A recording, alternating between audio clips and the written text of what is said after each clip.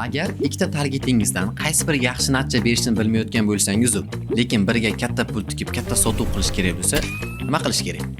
Bu videoda O'zbekistonda qariyb katta kompaniya ishlatadigan, daromadlarni oshirishga yordam beradigan AB test qilishni o'rgataman.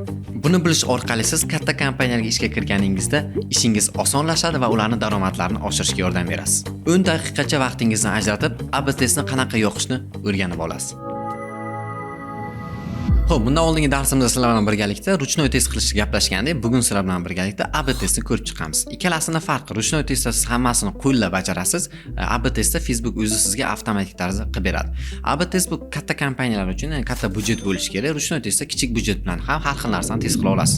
Xo'p, buni hozir sizlar bilan birgalikda ko'rib chiqamiz. Buning uchun brauzerimizdan Facebook profilimizga o'tamiz. Bu joydan reklama yoqadigan instrumentimiz Ads Manager'ga o'tib olamiz.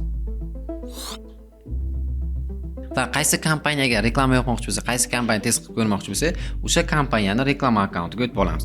Reklama akkaunt nimaligini, qanaqa qilib reklama yoqishni bundan oldingi darslarimizda ko'rib chiqqandik. Agar siz u darslarni ko'rmagan bo'lsangiz, ko'rishni tavsiya qilaman. Ustoz AI ga o'tib olaman va bu joydan test qilish uchun bitta kompaniyani ishga tushiraman. Ishga tushirish uchun Sazat knopkasini ustiga bosaman va kompaniyani tanlayman. Masalan, Vavlichonist kompaniyasi va menda ruchnoy qilib uni bosamiz. Va Vavlichonist kompaniyasida nom beramiz. Vavlichonist AB test yoqilyapti.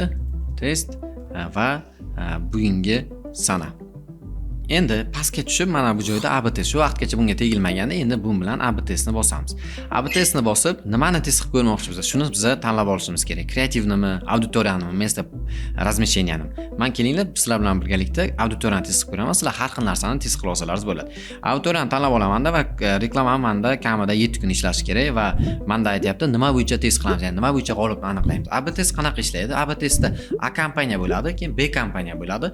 A kompaniyada sizga aytadi, masalan, A kompaniyada auditoriyang senga $1 dan tushyapti, B kompaniyada 50 sendan tushyapti. Taxminan.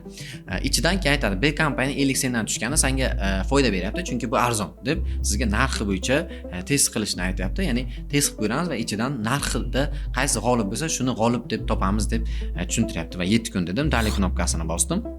Endi auditoriyam bittasida O'zbekiston bo'ladi. O'zbekiston brod auditoriya bo'ladi, $5 va odamlar meni faqat Instagramimga yozadi. Pastga tushaman, O'zbekiston, место размещенияda, tutsa, исходная auditoriya 18 yoshdan 45 yoshgacha O'zbekiston dedim va 3-qadamda men endi video kreativni tanlab olishim kerak bo'ladi. Video kreativimda bor postni ustiga bosib, Instagramga qo'ygan videomni tanlab olaman. Videoni tanlab olaman. Ozgina kutib turamiz, загрузка bo'lib oladi videom. Va videoda odamlar menga qanaqa yozish kerakligini shablonni bundan oldingi darsda qilgandik. Har bitta kompaniya uchun bu shablon esa alohida bo'ladi. Sizlarga men testli ko'rinishda bunaqa shablon yaratib berdim. Sizlar o'zlaringiz kompaniyalar uchun shunaqa shablon yaratishlaringiz kerak bo'ladi. Chunki odamlar ko'rganda qanaqa sizga murojaat qilsin, qanaqa savollarga javob olishingiz kerak. Buni tanladim. Endi kompaniya ishga tushiraman. Ya'ni birinchi kompaniya A holatdagi kompaniya ishga tushiraman. Keyin menga Facebook B kompaniyani ishga tushirishni aytadi. Ya'ni A holatdagi kompaniya ishga tushiring, ya'ni B holatdagi kompaniyani tanla deydi. Hozir men ko'rib turibsizlar ekranda, загрузка bo'ladi. Mana ko'rsizlar, A kompaniya ishga tushdi. Endi B kompaniya versiyasini ishga tushir deyapti. Dani bosaman. Kompaniyani dubl qilyapti, ko'rib turibsizlar. Mana yaratdi. Endi menda bu auditoriyam qanaqa bo'ladi? Qarang, biror auditoriya bo'lmaydi. Endi men buni interes deyman. Endi qarang, qiziqishi bor auditoriya bilan qiziqishi yo'q auditoriyani men sinab ko'rmoqchiman. Auditoriya yoshi xuddi shunaqa, faqat auditoriyada qiziqishda men marketing.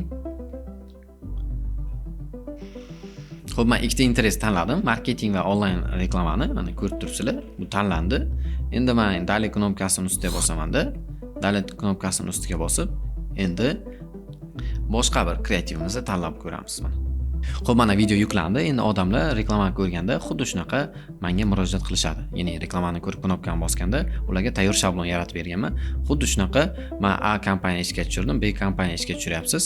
Xuddi shunaqa ashibga chiqsa, siz reklamangizni Sazada reklama qilib yoqasiz, использовать o'rniga.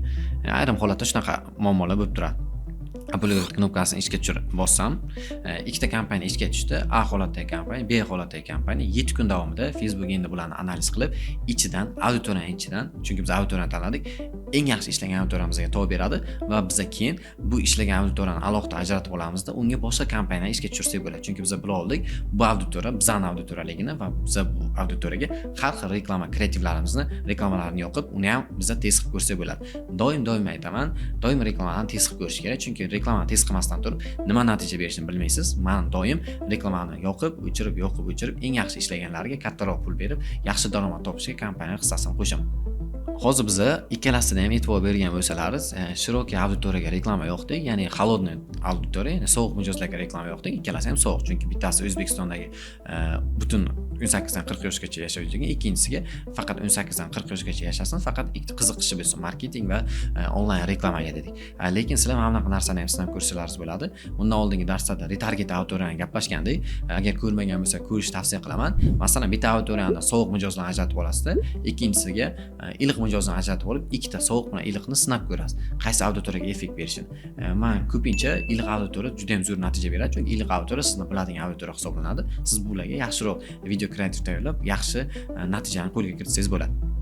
Mana e'tibor bersa, reklama ishga tushgandan keyin oldida eksperiment, ya'ni testli narsani ikonkasini ko'rsatgan bo'ladi. Mana test haqida ma'lumot olmoqchi bo'lsam, mana ko'rsatyapti. Xuddi shunaqa reklamamiz ishga tushdi, test ko'rinishda. Endi biz natijasini Facebook bizga 7 kun ichida natijasini beradi.